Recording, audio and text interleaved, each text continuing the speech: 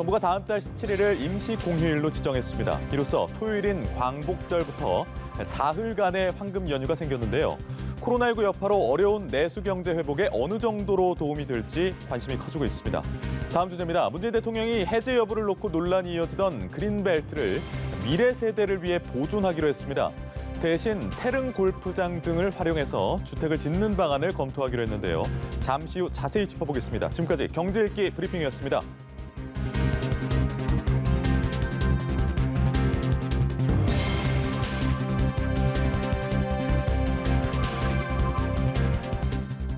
네, 보다 자세한 내용은 김대우의 경제읽기에서 살펴보겠습니다. 김대우 박사 자리하셨습니다.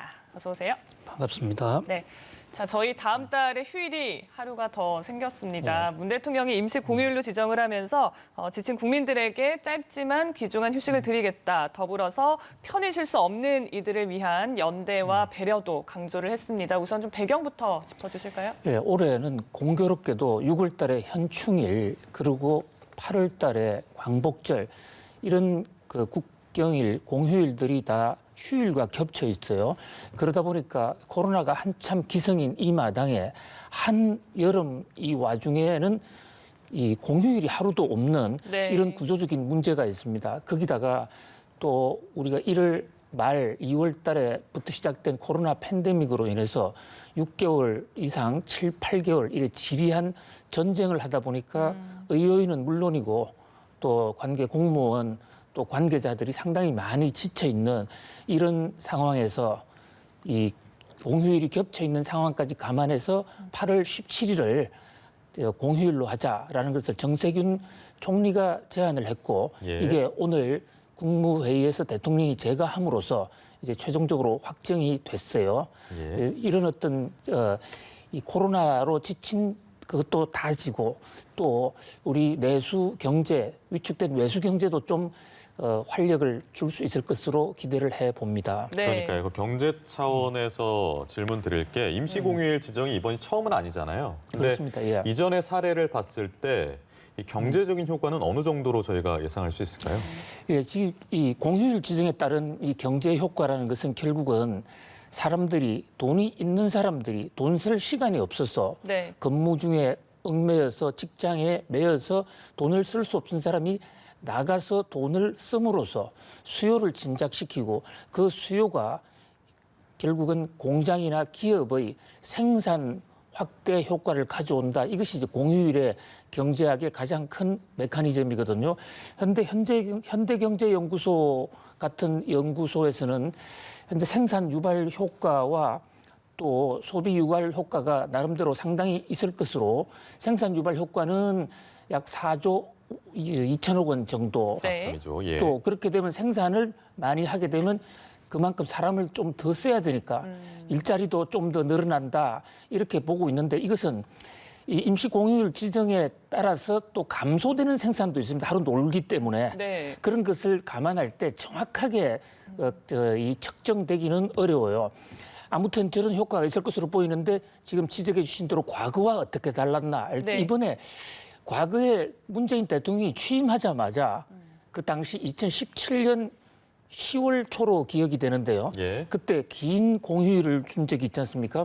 사후적으로 분석을 해보니까 그 공휴일로 인한 상당수의 효과가 해외로 빠져나가서 해외 소비가 된 것이에요. 너무 기니까요, 또. 네, 그렇습니다. 근데 이번에는 기간도 길지도 않은 데다가 정부가 아주 날짜 발표 관리를 잘 해온 것 같아요. 한때 4월 달, 5월 달부터 8월 달에 임시 공휴일이 있을 것이다라는 언론 보도가 있었는데 그것은 이제 공식적으로 부인을 하고 지금 한 달을 채 못 남겨둔 상태에서 임시 공휴일을 지정함으로써 해외로 나갈 수 있는 그런 준비할 수 있는 것은 원천 차단이 됐고 또 지금 코로나 때문에 실제로 해외 나가기가 그렇게 쉽지가 않습니다. 그런 면에서 이번에 내수 효과는 올곧이 국내에 좀 많이 집중되지 않겠느냐. 현재 지금 일반적으로 기업체의 생산이 부진한 이런 상황이기 때문에 소비가 생산보다 훨씬 더 부진한 상황이지 않습니까? 그러다 보니까 이번 공휴일은 기업의 재고 해소에도 상당히 도움을 줄 것으로 보입니다. 근데 저희에게는 코로나19란 변수가 여전히 있습니다. 이게 만약에 혹시라도 확산이 된다면 사실 경제에 더 큰 악영향을 미치는 그런 악순환이 될 텐데 결국에는 방역 수칙 이런 부분들 좀 철저히 지키면서 진행이 돼야 될 것 같아요. 그렇습니다. 요즘은 이 경제 전문가들이 함부로 예측을 못합니다. 왜냐하면 코로나 변수가 워낙 크기 때문에 경제학적으로 수요 공급을 아무리 예측해봤자 코로나가 더 확산되거나 종식이 되면은 모든 이 경제적 요인을 다 잠식을 할 정도로 이 코로나가 크거든요.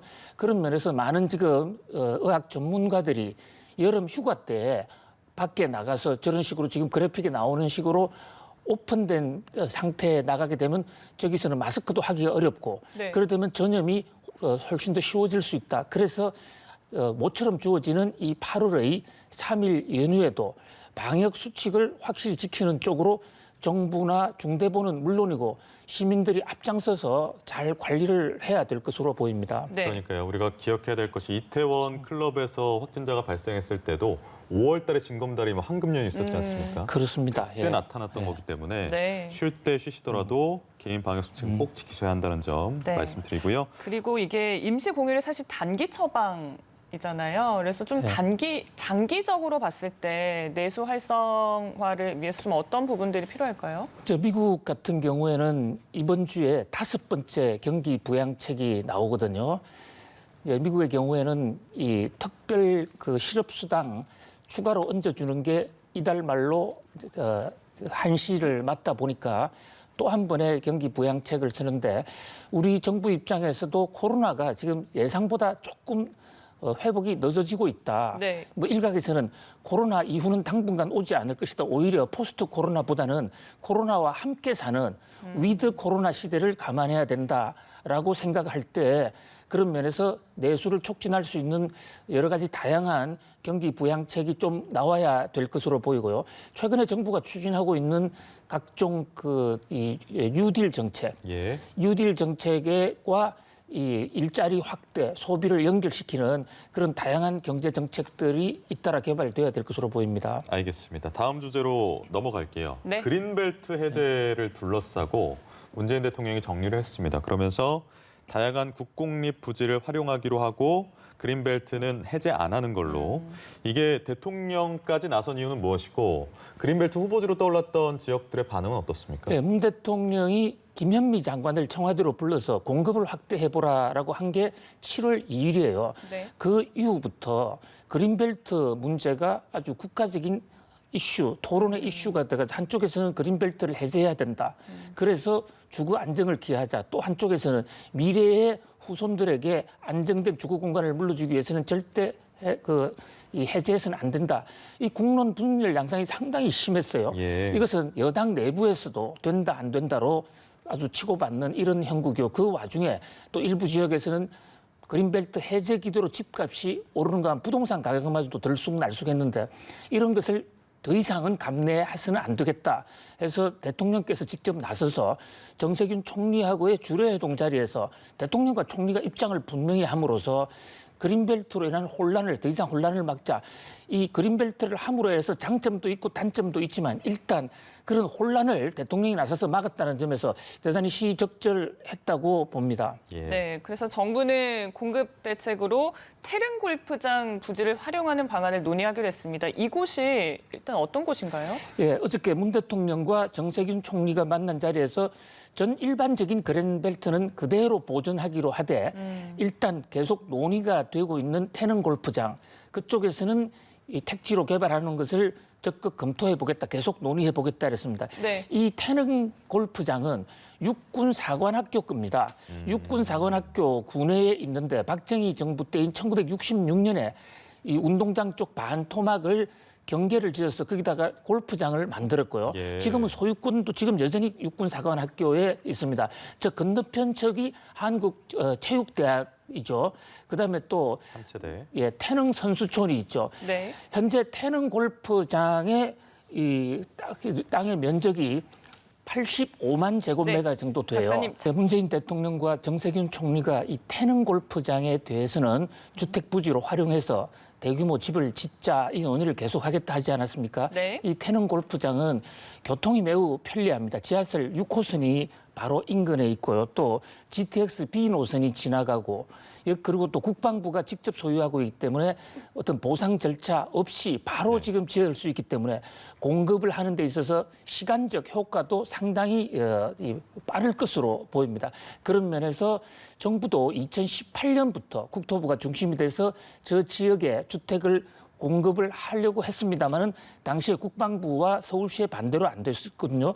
저 지역도 역시 그린벨트입니다. 네. 근데 그린벨트는 그린벨트인데 이 그린벨트 중에서도 이미 정부가 점유하고 쓰고 있으니까 그것을 세간에서는 부동산 전문가들은 저것을 그린벨트가 아니라 그레이벨트라고 부릅니다마는 법률적으로는 개발 제한 구역이에요. 근데 서울시는 저게 전체 서울시 그린벨트 면적의 1% 정도 되는데요. 네. 나머지 도시 외곽에 있는 그린벨트를 보호한다면 저기는 서울시도 동의해 줄 것 같은 그런 지금 분위기예요. 네. 그래서 상당히 급물살을 타고 주택이 건설될 수 있을 것으로 보입니다. 그러면 지금, 네. 예, 면적이 보니까 서울 과기대 캠퍼스 정도라고 대충 어림짐작으로 그 정도인 것 같은데 여기 어느 정도 지을 수 있겠느냐 이것도 관건입니다. 그렇습니다. 저 골프장에만 주택을 지었을 경우에 저 골프장 부지가 85만 제곱미터거든요.